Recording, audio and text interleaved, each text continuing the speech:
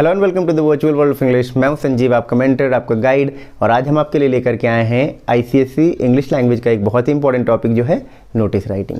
अब जब बात आती है नोटिस राइटिंग की, तो नोटिस राइटिंग में आपको मार्क्स मिलते हैं कम लिखने के। जी हाँ, you have to write less. हो सकता है आज से पहले ये बात आपको किसी ने नहीं बताई होगी, आप लिख देते थे ज़्यादा, करवा लेते थे अपना नुकसान। बट वी एक्सपेक्ट कि आप ये वीडियो पूरा देखेंगे, हमारे इस नोटिस राइटिंग के फॉर्मेट को आप फॉलो करेंगे एंड वी अश्योर यू कि आपको 5 आउट ऑफ 5 मार्क्स श्योरली मिलेंगे। लेकिन इस वीडियो को पूरा देखिए, जो फॉर्मेट दिया जा रहा है उसको नोट करके रखिए, because this format is not from any guide book. ये फॉर्मेट है आईसीएसई के द्वारा प्रेस्क्राइब किया। आईसीएसई ने एक्चुअली 2 फॉर्मेट्स प्रेस्क्राइब किए हैं। हमने इस वीडियो में पहला फॉर्मेट डिस्कस किया है, अगले वीडियो में हम दूसरा फॉर्मेट भी डिस्कस कर देंगे। So without wasting any time हम भी लिमिटेड वर्ड्स में आपको नोटिस राइटिंग समझाएंगे। But before we move forward, we expect कि आपने हमारा चैनल सब्सक्राइब कर दिया होगा और हमारे वीडियो को लाइक कर दिया होगा। तो चलिए हम फटाफट से सीखते हैं और देखते हैं हमारे इस नोटिस राइटिंग का फॉर्मेट। अब हम डिस्कस करने जा रहे हैं format 1। After watching this video I assure you कि आपका 5 मार्क्स बहुत ईजिली आप स्कोर कर सकते हैं इस वीडियो को देखने के बाद। तो देखते हैं हम फॉर्मेट क्या होता है नोटिस राइटिंग का। नोटिस राइटिंग में आपको step by step marks award किए जाते हैं और ये जो हम फॉर्मेट आपको बताने जा रहे हैं ये आईसीएसई का ही फॉर्मेट है, फॉर्मेट 1। आईसीएसई ने 2 फॉर्मेट्स प्रेस्क्राइब किए हैं, हम पहला फॉर्मेट आपके साथ डिस्कस करने जा रहे हैं। तो सबसे पहले हम देखते हैं कि क्या आता है। सबसे पहले आता है क्रिएटिव हेडिंग।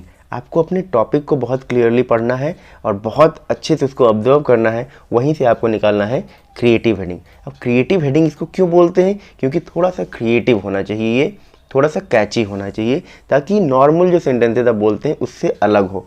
लिमिटेड वर्ड्स में बहुत लंबा नहीं लिखना है, 5 to 6 वर्ड्स के अंदर ही रखना है। क्रिएटिव हेडिंग अगर जो आपने सही लिखी, आपको मिलता है इसके लिए 1 mark. You will be awarded 1 mark for a good catchy creative heading. Now after the creative heading you have name of the event. Obviously जब आप कोई इवेंट ऑर्गेनाइज कर रहे हैं तो उसका कुछ नाम होगा और ये नाम आपको बहुत इजीली मिल जाएगा आपके क्वेश्चन में ही। जब अभी हम सैम्पल देखेंगे तो हमको आइडिया लग जाएगा कि हम कैसे नेम ऑफ द इवेंट निकालेंगे। So name of the event 1 mark. You don't have to do anything in this, it will be given in the question itself. तो थोड़ा सा आपको अपना दिमाग लगाना है और वहाँ से आपको निकाल लेना। अब जब इवेंट हम ऑर्गेनाइज कर रहे हैं तो वो किसी डेट को होगा, क्योंकि जब हम किसी को इनवाइट कर रहे हैं तो उसको पता होना चाहिए कि कौन से डेट को ये इवेंट है। बहुत क्लियरली मेंशन होना चाहिए, शॉर्ट फॉर्म बिल्कुल मत यूज़ करें। किस दिन है वो आपको बहुत क्लियरली मेंशन करना है। So date, you are awarded half marks for date. आपने डेट सही लिखी, आप बहुत केयरफुल रहे उसके बारे में, so you will be awarded half marks for this. So see 2.5 marks and you have hardly written 14 to 15 words. आपने ज़्यादा लिखा भी नहीं है, आपको 2.5 very easy marks you have been awarded. Now after the date comes time.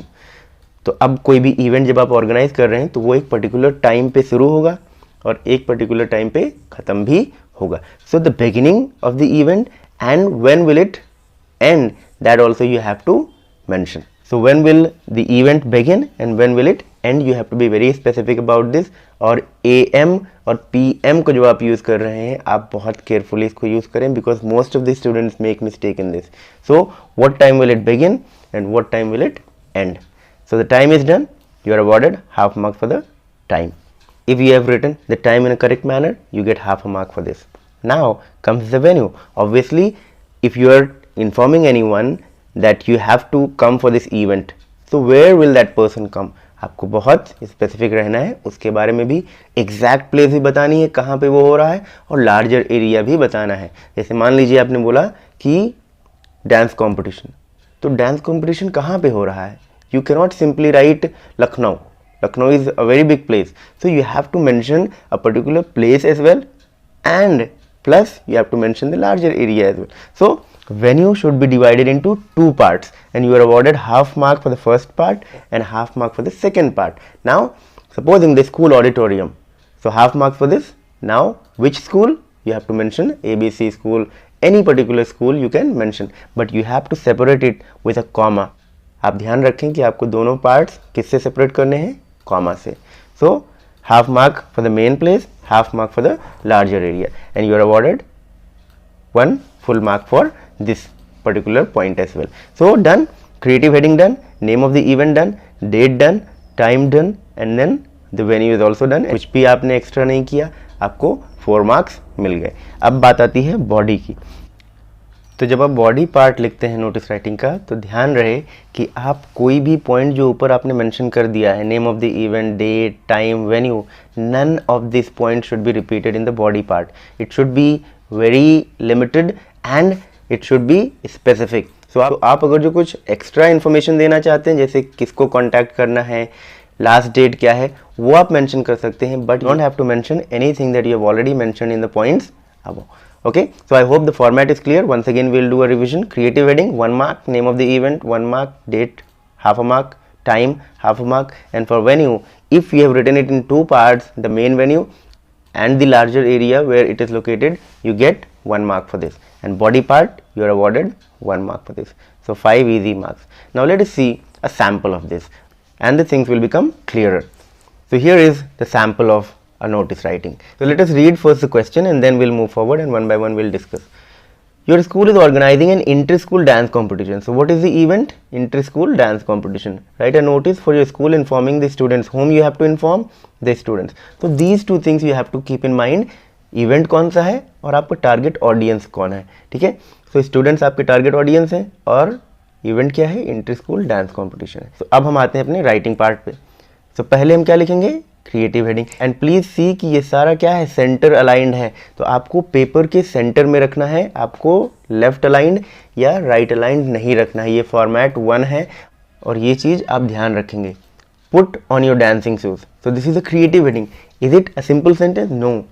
जो writer है उसने थोड़ा सा सोचा है. You can write anybody can dance और you can think about it. Okay, so according to the question you have to decide your creative heading. See, you are awarded 1 mark for this. Inter school dance competition. अब ये directly आपने कहाँ से ले लिया? Question से ले लिया. Inter school dance competition, name of the event. Now please keep in mind कि आपका जो क्रिएटिव हेडिंग है वो कैपिटल लेटर से बिगिन होना चाहिए. आपका जो नेम ऑफ द इवेंट है वो भी कैपिटल लेटर से बिगिन होना चाहिए. It will be better if you begin every particular word of the creative heading with a capital letter. That is more suggested. You can see it in the sample itself. Put begins with a capital letter. On your dancing shoes, all these begin with capital letter. When it comes to the name of the event, you can see that also begins with capital letter. So inter school dance competition.